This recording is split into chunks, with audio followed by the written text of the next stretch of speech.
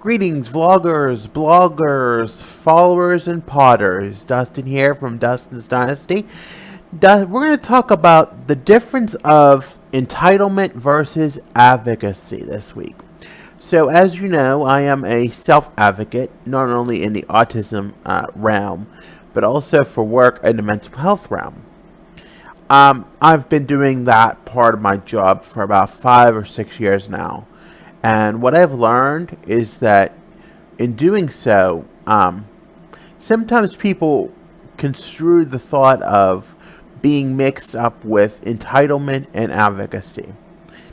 Entitlement, while featuring things like thinking of getting it, entitlement is kind of like the thought like, oh, I deserve it, or I feel entitled to get something like a benefit, like a government benefit, for example, such as Social Security or general assistance, what have you. But there's a difference by your force of discussion of getting how you get things. When you're advocating for something, you're not being forceful and tact about things. Yes, you can show force and tact, but you don't need to show it in a way where you become too passionate about it, or you put your personal feelings into it, and then, it explodes into your eruption of anger or hatred or negative feelings towards that person or that set of group, because you're not getting what you want. And when you're not getting what you want, that can be put a sense of entitlement into it, because you feel that you're entitled, or that, you put that feeling of entitlement, that you feel that you're entitled and that it should be that way, and that you have you feel that you have the right to get it. Advocating for what you need is being gentle and, using kind words, not swearing, not being too forceful or attacked, and, advocating and saying, this is what I need. This is why do I need this? And this is why I need this, or why this should be this way. Not saying, oh, you better do this or you better do that. That is a sense of entitlement. And, that you think you have this persona or cloud on you, that you should get something because it should happen for you. That's entitlement. But advocacy is more of advocating for not only you in a sense, but showing that some things like in artistic people, like, how we should get things because this helps us or it benefits us in a way. Benefits not only my person or myself, but it may also benefit somebody else, or doing it this way or that way, or having this benefit may also benefit not only me, but it may also benefit others too. So you also need to think of other people too in the situation, and not just yourself sometimes, because, it's just how you focus things. It's all about how you focus. It's all about how you say it. I could go in and say things that I think should happen or should occur, that they should be that way.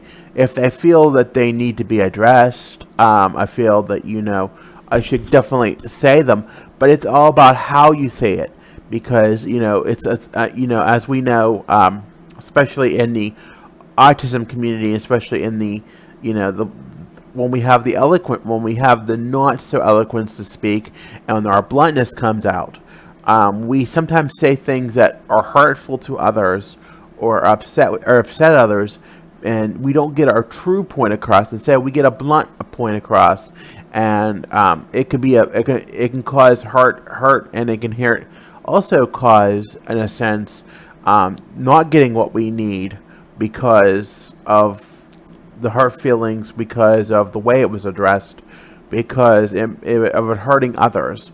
We always need to consider others when we're advocating too, to make sure that we get while we are focusing sometimes to get what we want, we also need to focus, on how others may partake it, or how others may feel about it.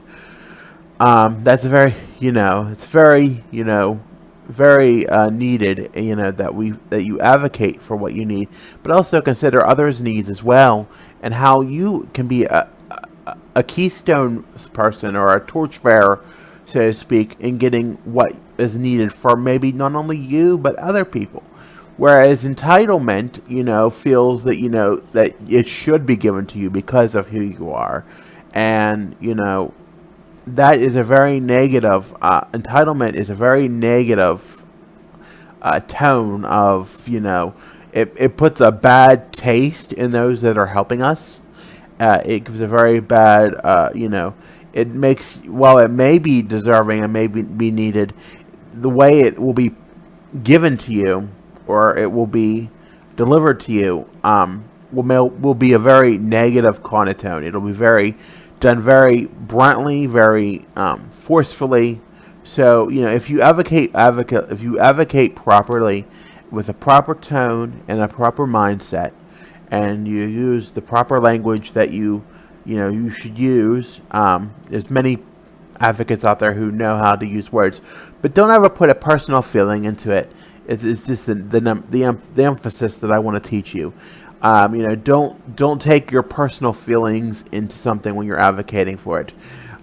It may be good. It's good to bring up points about things, that might help, or points that might be beneficial. But when you bring your feelings about other people or the things you think or entitled that you think you should do, then that's when it brings in sour grapes into the situation, and it can be very detrimental to getting what you want. My mom was one of the greatest advocates ever when I went to school, and she was better than the parent advocate sometimes that we had, but she always fought for what I needed, and made sure that I had the supports that I had when I was there, and even through junior high and into high school. She fought for what I needed, and I did well, and I excelled very well, and got what I needed to be a successful student in the classroom. Even though she has taught me great things, I still look to her for advice. And she is a great advocate, and even years into the field now, I feel that I have tools, but I can always build on them. So with that, I thank you as always. Like, follow, and subscribe. Follow us on Facebook, Instagram, YouTube, Twitter, TikTok, and Pinterest now. So that's all my platforms, and as always, on the web at www.dustinsdynastyusa.com. I thank you and have a good day.